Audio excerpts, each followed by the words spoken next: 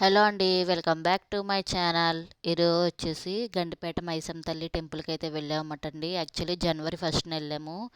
నాకు video upload చేయడం ఇప్పుడైతే కుదిరిందనమాట. కాస్త హెల్త్ బాలేదు. ఇప్పుడు కూడా కష్టంగానే చెప్తున్నాను వాయిస్ ఓవరు. అండ్ టెంపుల్ వచ్చేసండి చాలా అంటే చాలా వైబ్ ఉంది. నిజంగా చాలా అంటే చాలా బాగుంది. నాకు అక్కడికెళ్ళాక చాలా పీస్‌ఫుల్‌గా అనిపించిందండి. టెంపుల్ చిన్నదే గానండి, దర్శనం కూడా చాలా దగ్గరగా బాగా చేసుకొనిచ్చారు. మేమైతే ఇంకా లైన్‌లో నుంచొని ఇంక దర్శనానికైతే ఎళ్ళొచ్చేసామండి.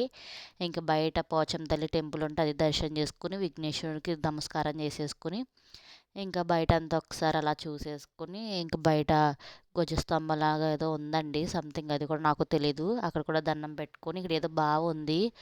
బావులో ఏదో రూ. 1 కాయిన్స్ ఏస్తున్నారు. నాకైతే అర్థం కాలేదు ఎందుకో. నాకు తెలీదు. ఫస్ట్ టైం వెళ్ళడం మాట. ఇంక వాటన్నిటికి కూడా దండం పెట్టేసుకొని, కోరికలు చెప్పేసుకొని, ఇంక పక్కనే ఒక శివాలయం కట్టారంటండి కొత్తది.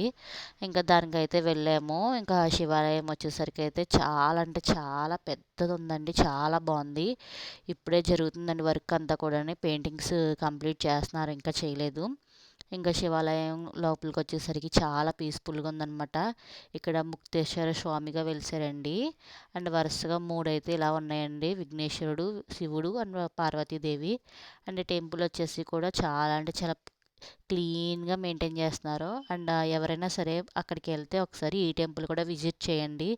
అలాగే మన ఛానల్ వచ్చి ఎవరైనా ఫస్ట్ టైం చూస్తున్నట్టే ప్లీజ్ సబ్స్క్రైబ్ చేసుకొని ఫాలో చేసేయండి. Thank you for watching. See you then. Bye.